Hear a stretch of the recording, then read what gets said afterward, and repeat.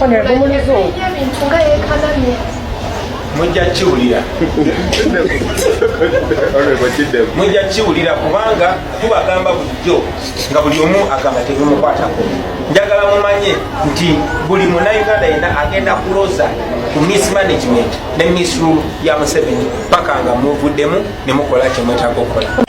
Waliwo omwana gwe bandeetedde komanda wa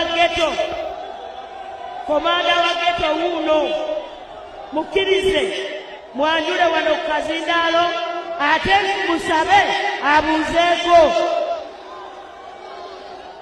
Komanda wa geto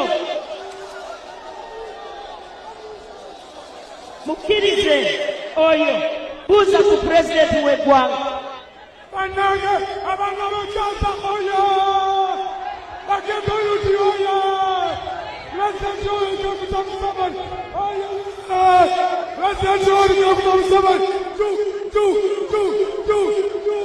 balita nambire balita nati mama nambeza nati yasimba bazi nati seyaluwanga nati wayo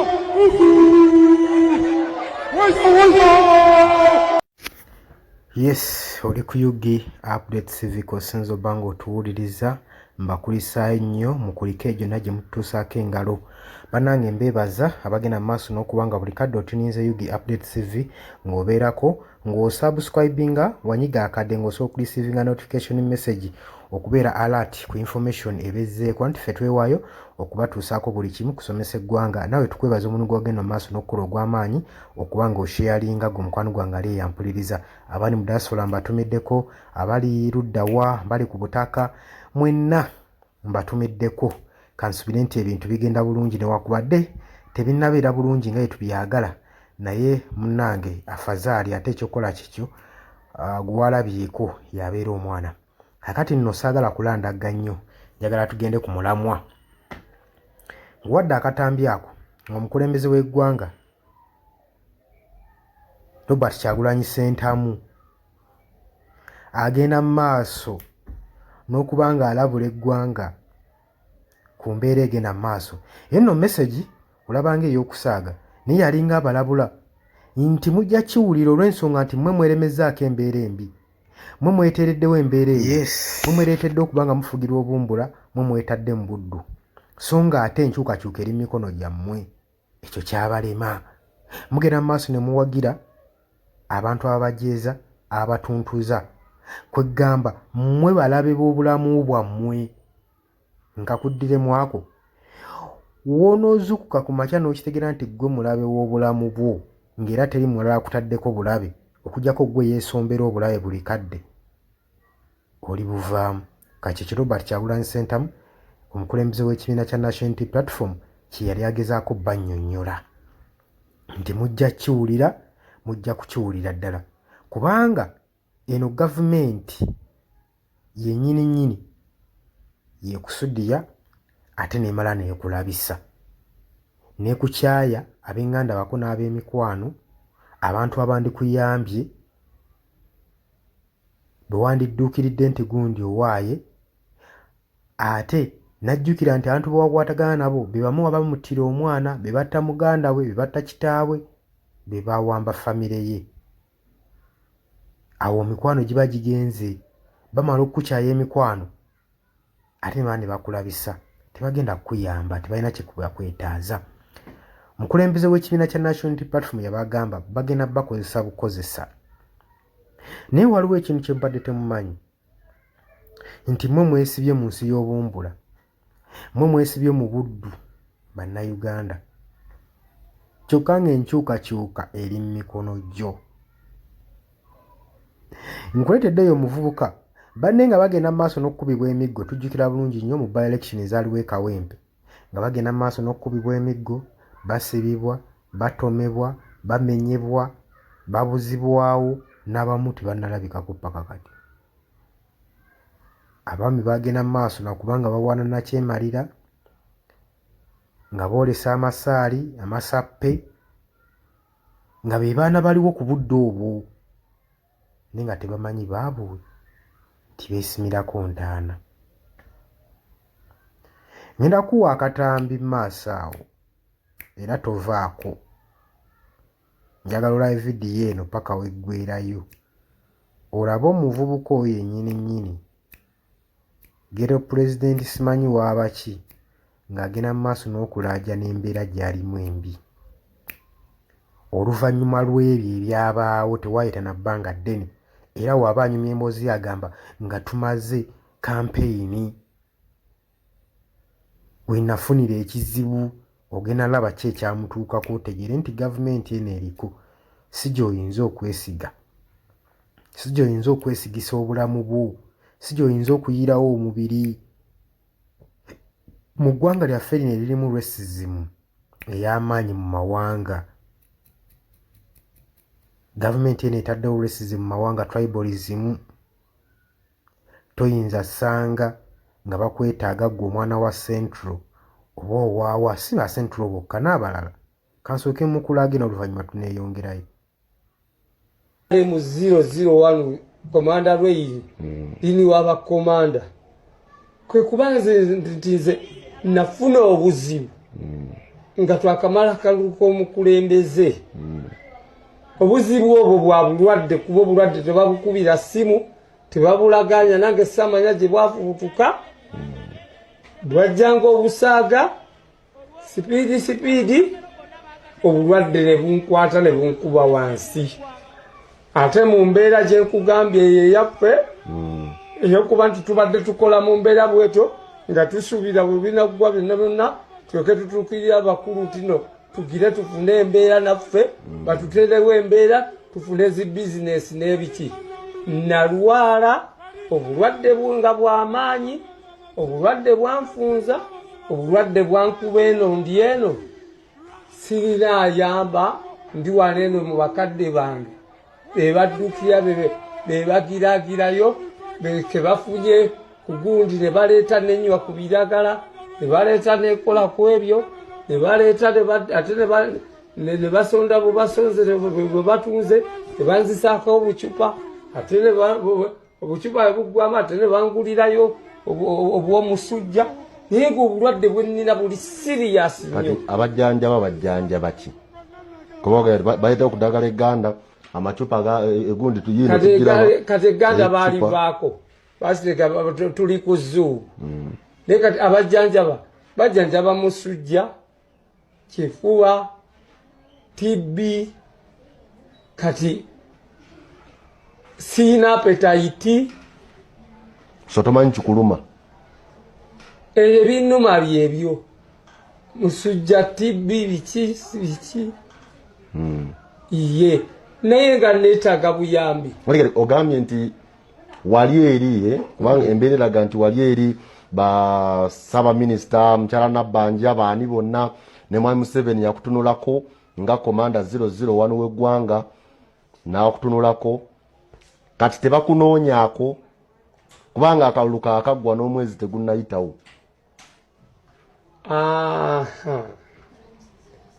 Embeera esinga okwenyamiza nze tubadde tutambuddeko ne maama Nabbanja. Ekituufu obusobozi bw'essente abulina bwonna bulina era maama oyo yankozesako ne gundi z'abavubuka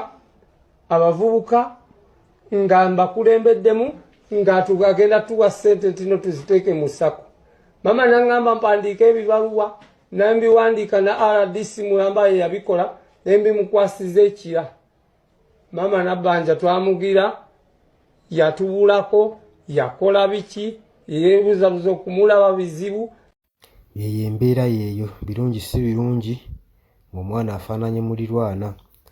Kati muganda wange mbakulisizaayo nnyo buli kimu mukitegedde mukirabye. Kiki sibaleetedde? Tugezaako baleetera obutambi nga buno muzuukuke. Gwe yenna alowooza nti nno oba okyayinamu essuubi mu gavumenti eno. Essuubi olina nga we baali waani? Ng'ani eyagjayo essuubi? Eno gavumenti kye muba mumanya egenda kukozesa bukozesa n'oluvannyuma ekusuulewo. Naye egenda kusuulawo etya? tokyalina mikwano, tekyali muntu ayagala nakusemberera. Lwaki otuuka ku extent eyo? Lwaki osiba abantu mbuddu? Gwe enkyukakyuka y'eggwanga lyo eyo kimanyi by'ogenda okusaba eri osobola obyekolerera, osobola obyefunira gwe nga gwe. Naye olw'okuba baabwe babateeka mu mbeera y'obuddu, buli kimusaba kisabe, buli kimu omanyi tokisobola kisaafoodinga, olina kisabiriza busabiriza. Tujjukire embeera eyo yaliwo mu by-elections ezali Kawempe nga bagenda maaso n'okurepressinga omubaka Muhammad Ssegirinnya omugenzi kati Wumula Mirembe, wadde wagamba toyagala kuwumula, fight hard Ssegirinnya. Ye mubaka yekka gwe mmanyi eyali agenda maaso n'okulabisa ababaka banne nabo kennyininyini nga bamwetamiddwa nga tebamwagala. Era ekiyinza okuba nga kyaviirako Ssegirinnya okufa be babaka banne be baali mu lukwe lumutta nga bagamba omusajja ng'atulabisa nnyo. Mu kisanja kimu mu myezi mitono ng'amaze okukolera constituency ye ebintu nkuyanja, gwe bawadde ebisanja ebitaano by'otasobola na kukola. Kikiriza oba gaana? Kati neebuuza, abo abantu abakulira eggwanga gavumenti tebaagala? Gavumenti eyagala abantu batya? Awo kyatulemera, awo olabira nti gavumenti eyagaliza ggwanga lyayo, terina kalungi kebaagaliza. Bwe banga esobola obbattamu omubaka asobola okukola ebintu ng'ebyo. Kati awo simanyi buvunaanyizibwa bwa bukulembeze mu ggwanga, awo mba sibulabawo. Era ekyo kyannema okutegeera okuva n'olwo. Omwami oyo gwe nkulaze Katambi, either the few moments later, nga banne bali mu kkubibwa, basambibwa, batomebwa, bawambibwa, abamu bateekeddwako emisango gye batazzizza. Jjukira keesi yali efuuse keesi nga UPDF, JET, CMY, mwalimu n'abalala awo SFC nga bagenda maaso n'okuteekawo violence mu bitundu by'e Kawempe nga baagala kutwala kifo ky'omubaka ow'e Kawempe Lwampaka, nga Nuupu ereese musajja waayo Nalukoola ng'agenda mu maaso n'okubanga avuganya n'abalala omwali wa NRM gwe baali baagala okulipulesinga mu kifo ekyo, Farida Nambi. Akavuyo kaali akavuyo, naye nga bakimanyi bulungi ne 3% tebagirinayo mu Kawempe, nga bagenda mu maaso n'okukuba abantu emiggo, okutta abantu. Simanyi oba bino ebintu omukulembeze waabwe w'ekibiina kya NRM yali abiraba ebigenda mu maaso, obukulembeze obwekuyiwa omusaayi obujjudde amabavu mikono gy'abantu.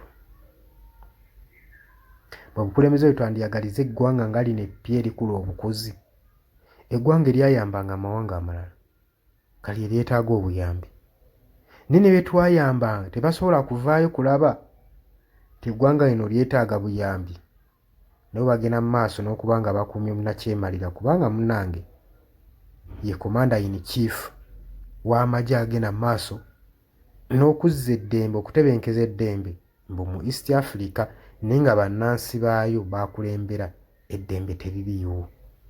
Ye muntu y'omu atwala amagye mu DRC galwanyise obuyeekera obuli eyo n'obutabanguko, naye ng'obutabanguko businga wano ewaka. Ekyo kikkirize oba kigaane. Kakati awo nkugjeewo, bino byonna okubigatta awamu njagadde kusigira kifaananyi waaki abasajja bagamba Uganda bagitunuulizza amaaso nga America, ensi super power, Senate okuvaayo n'agamba ensi ngitunuulizza amaaso, Uganda tubatunuulizza amaaso bina bye mukola. Nabagamba abantu bagenda mu maaso n'okubonaabona mu nsi yammwe buli kimu ekigenda mu maaso kye mukola tukiraba. Kitegeeza abasajja buli kimu bakiraba naye tebanna taking action. Tebalaba tebakirina benefit y'amaanyi eyinza baleetera ku taking action.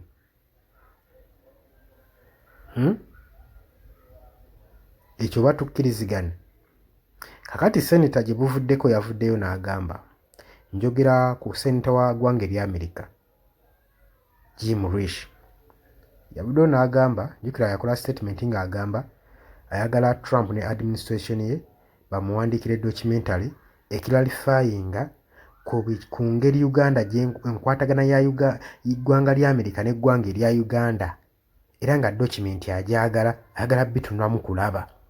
Kubanga buno obusiru n'okwewussa yagamba tajja bugumiikiriza obwa general agenda maaso n'okutwetinga hard messages, tweets, n'amala n'azisangulayo, then n'asaba za apology. Yagamba tajja zigumiikiriza. Kati yagambye jjo nti ndi wano nkyalinze kuba nze namaze submittinga buli kimu kye njagala bankolere mu administration ya Trump, bampe documentaries buli kimu kye neetaaga, then ntandika okukola follow up ku nkolagana ya Amerika n'eggwanga erya Uganda. Yazzeemu n'akinyikiza. Era tulaba nga Muhoozi Kainerugaba Chief of Defence Force saako ne ttiimu ye gaba buguma nga bagamba siganye nyinza okuba nasusse red line nga wooyogedde naye byonna oliwaddemba okukola by'oyagala okunsanctioninga kasita Uganda n'asigala in good cooperation with America. Zonna diplomatic ties nga babadde nazo zigende mu maaso, yetamuyinaako buzibu oba musanctioninga oba mukola ki.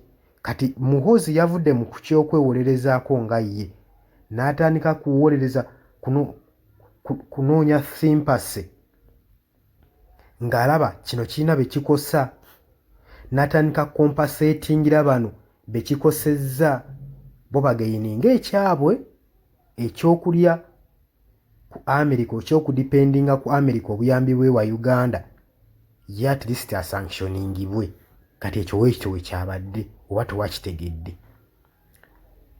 Yabadde tasobola kuva kumugamba nti no kale directing nze sanctioninga n'eziri enkolagana ze tubadde nazo ezo tuwa obuyambi. Jjukira obuyambi bungi obuva mu ggwanga erya Amerika, mulimu ebyobulamu, mulimu ebyenkulaakulana, mulimu ebyokwerinda, sente nnyingi omuli okutraininga military agencies, equipments, ebyokulwanyisa Uganda byefuna okuva mu ggwanga erya Amerika, ebyo byonna. Kati seneta yabadde abitemeddeko ettaka era tetunnamanya, tannava na conclusive statement documentary eraga kiki kye yasazeewo okusinziira ku clarifications ze baamuwadde ebikwatagana ku ggwanga erya Uganda, enkolagana yaabwe n'Amerika. Kati naye bino byonna babigazaalinga wamu byenkuleetedde mu katambi, embonaabona Munnayuganda gy'abonyeebonyeemu. Era sente yamugamba bannansi bajeezebwa, tubatunuulidde bye bimu, tulowooza nti babiraba ne balinze right time, balinze naawe oveeyo. Ekyokuvaayo kukununula kyabwe, naye ate naawe ekyokuvaayo otandikewo olugendo lw'okukununula, ekyo kikyo ggwe Munnayuganda nga ggwe. Buli kintu oteeka okyenyigiramu, oteeka okubeerako ne paati gy'ozannya n'abalala banajja banaakusanga. Naye ggwe tolina kiwaakozeeko, tolina paati gy'ozannye, ate oyagala kukuyamba. Nga ebayambaani amawanga gonna golagi bayinvendinze, obukulembeze obukyusiddwa kiva ku munnansi nga yagenze maaso n'okubanja eddembe lye n'okubanja eggwanga lye limuddizibwa mu mikono gye. Oluvannyuma singa eggwanga liba liwambiddwa amagye abyokwerinda nga wano mu Uganda, mwe temujja zuukuka kati. Neffe tugezezaako nnyo bazuukusa. Ama oli ku Yugi Updates TV gw'atanatweyungako, kkirira wansi waliwo ekigambo subscribe, kikooneko obeere nga otweyungako. Abali mu diaspora mbatumiddeko nnyo. Kakati bannayuganda kino nakyo mukitegeere nga mmaliriza gavumenti si gy'oyinza okwesigamako bangi beekozesezza sigwe gwesoose naye batunuulire bali mu mbeera ki ng'ani gwe baali bakozesezzaako ne bamulabisa n'asigala mu ggwanga ng'ali mirembe ekyo nakyo kyakulabirako kirungi mbaagaliza olunaku olulungi.